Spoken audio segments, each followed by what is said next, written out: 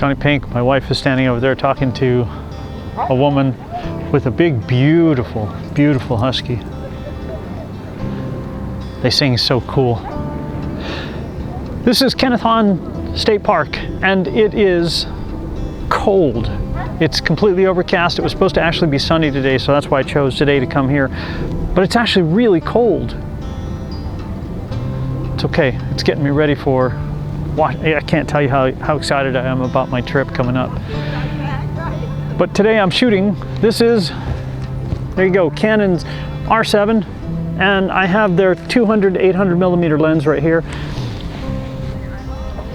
I kind of like this lens better on the R5. It doesn't seem to push the ISO as high, and the R5 handles those highest ISOs or ISO, however you want to say it, ISO. It handles it much better than this one does, I think. So right now, taking a few of the shots, I'm pushing it into the 8,000 range, a little higher than I want, but I also want a faster shutter speed, even if the bird is just perched there at a 12 and up. Why? Because any slight movement makes it blurry. Exposure compensation is set to 0. I don't need it today. So I want to gather as much light as I possibly can. The other thing is, I'm watching my backgrounds. Whenever you're taking photos, if you can, watch what is behind your subject. In this case, I've got red leaves, and I just think it looks absolutely beautiful.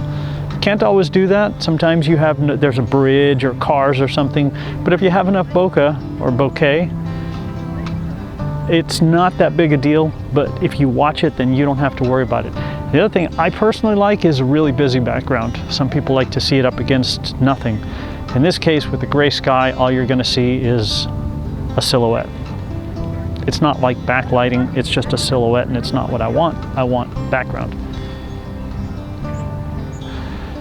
So I'm going to look around for some of the perched hummingbirds out this way. I'm using my ND filter today on the Sony, so it probably will look a little bit funky, but I have the GoPro going too, so I'm covered either way. Hopefully, as long as they're both recording. Yeah, I forget to, many times I forget to hit the record on the Sony, so it's something I really need to put a sign underneath that says, push record, dummy.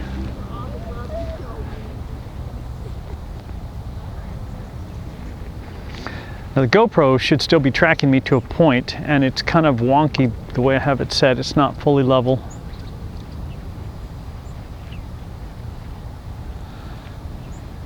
It's cold, and as the day wears on, the hummingbirds will come out, and there will be more and more of them. I don't know that we'll be here that long, so I think I'm going to wander this way into the bushes and head down into the thick of it and see if there's anything in there. Come on.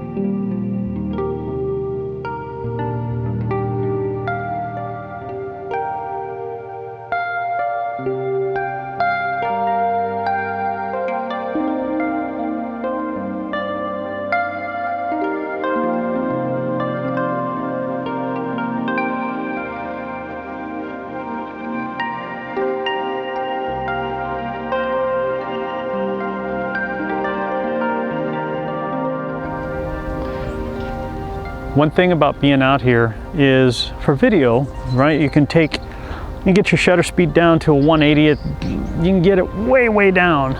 Get that real nice motion blur. That's not a problem. But for photos, I don't want to be shooting at 1/60th of a second to bring my ISO down to a realistic level.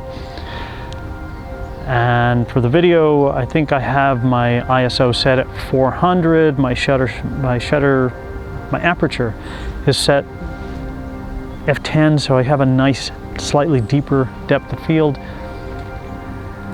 it works really, really nice, and so I can adjust all those things. But for the photos, I'm watching now down in here with the overcast. My ISO is 10,000, 12,800. Will I get something? Sure. Or I can take my shutter speed down to about 200. But with those longer focal lengths, you want a faster shutter speed. And I personally, as I said earlier, I like my shutter speed to be at least 1200 and up, because even the slightest movement becomes blurry. I want crystal clear, super sharp images. So as I go through, am I getting them all perfectly that way? No, absolutely not. So I pick the best of the best, and then when I put them into a video, or as I'm going through them again and editing them, I'm again weeding out the ones that, that's just not quite what I want. And so I don't edit those. And then once I put them in a video, I find the ones specifically that I want. With this lens, my favorite, I'm gonna show this one again because I think I'm gonna print this one in a nice big, maybe even a poster size one. But it's this gull with the wide eyes and its head. Oh, look at this, man. This thing is just absolutely stunning. It's beautiful.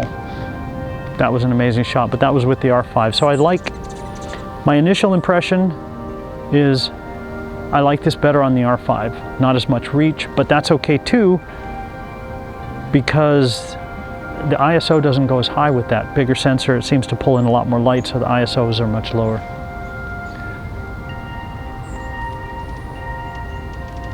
It's really, really, really kind of dead out here right now. I don't know what's happening, where everybody went.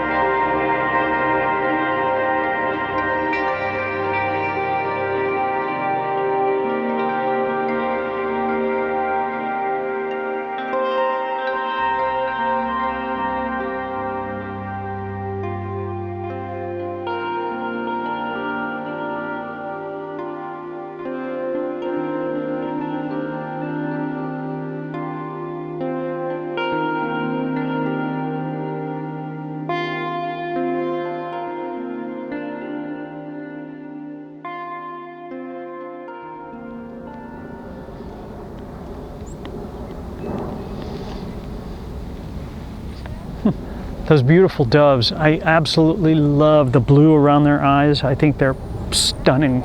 Eyes are everything. They flew away. They didn't like me being near them. Oh, hello, little bird. Still right there. Where are you? Up right there. Okay. 1/500th of a second. 3200 for the ISO. But it's moving. Now I'm at 6400 for the ISO. Oh, one thing I really, really like about this, zoom out.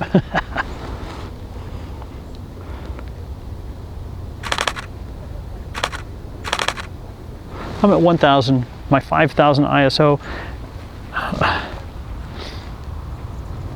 They're the white crowns, and they're just sitting there, which is fine by me. But again, even for a sitting bird, I want a super fast shutter speed. They move. And let's just say that if your shutter speed is high, 2500 if it's nice and sunny, and they jump, and you're shooting in a sequence, you'll catch them in flight. It should be relatively sharp.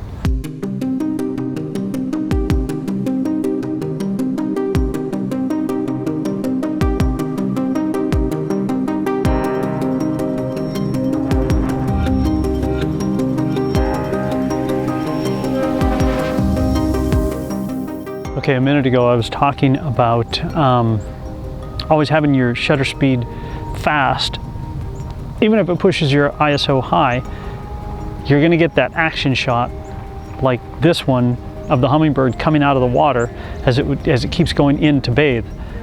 Is it sharp? No, but I got the shot. And I can clean it up a bit. It's never going to be perfect. And of course, I'm not gauging it on what I see in the back of the screen, because I think the EVF on the R7 is awful. Just plain and simple, it's awful. But I had a fast shutter speed, and it was 2500 is what it was. Well, you'll see it down below. I try and put those on most of them.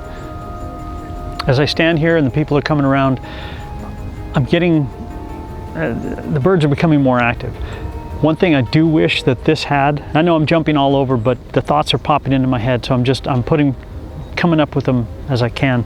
I wish this had a focus limiter, like some of the other ones. I do use that, and you know, realistically, if I'm just slowly trying to focus and find something in the bush, I can hold up with here and I can get my thumb on this. It's just something that I have to work on. When I have it strapped over here, I can't flip my foot around to the top. Again, if you've ever dropped something, I don't ever want that to happen again. So I do use that when I'm trying to find a subject in the bushes, and then it locks onto the eye. Sometimes it does, sometimes it doesn't. That's my technique. But you know, hey, for the cost of this lens and for what it actually does, I am really, really, really enjoying the zoom and the versatility of that. All right, let's go back to the video. Don't be one of these snobs that says, I have to get eye level. I have to get all the way down on the ground to be eye level with my subject. Nonsense. Go out and have a fantastic time. If you're shooting down on your subject because that's the only angle you can get, hey man, if it's something that you want to present, that's all that matters. Did you have a great time? Did you present your vision of what you were able to capture? That's all that really matters. Have a great time. Don't worry about these snobs. You have to be at eye level. Nonsense. No, you don't. This squirrel right here, I was shooting down on it. Why? Because I'm up the hill and it's down at the bottom. There's no way I'm going to get close to it, so I took my shot. I do that with a lot of things. If I see something in the distance, I'll take a couple of shots because I can always crop in post, and then I try and get closer. But at least I know I got one shot that I can use that I'll be happy with. Again, don't worry about, always watch your backgrounds. I had to get that in there because that's something that really, really bothers me. Let's go. Well, today was a day to come out for hummingbirds, but so far I've got white crowns. Like James said in his, and he did a video, he went out to shoot, I don't remember, but he ended up shooting something else. I'll put that over here too if you want to check that out. Johnny Pink, thank you so much for letting me share with you guys. I like the versatility of this lens. Again, I've said it, I've had many suggestions from folks on how to get to this focus ring. So if I do this, maybe I can hold it back here. That's a little bit foreign to me because that's not the way I normally shoot. I like the stability of the foot, but I'm gonna give it a shot.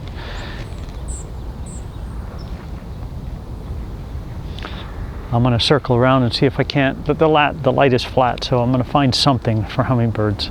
I'll get a couple, and you will have already seen them if they were there. Don't want them up against a white sky because it'll just be a silhouette. Johnny Pink, again, thank you for letting me share with you guys. I really do appreciate it. This is a pretty awesome lens. It takes great photos. I like it better on the R5. It's versatile. When you're backed out down to like 200 millimeters, the hand holding for the video is absolutely fine. At 800, I think the 800 f11 is better for stabilization because that's what it's designed for. Johnny Pink, thanks man, I really do appreciate it. Okay, now I'm signing off. Give it a thumbs up and I'll see you guys.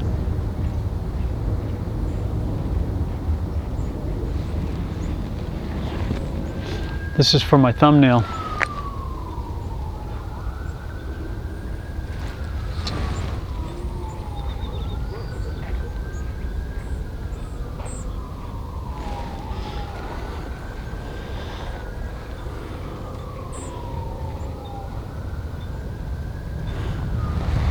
Thumbnail.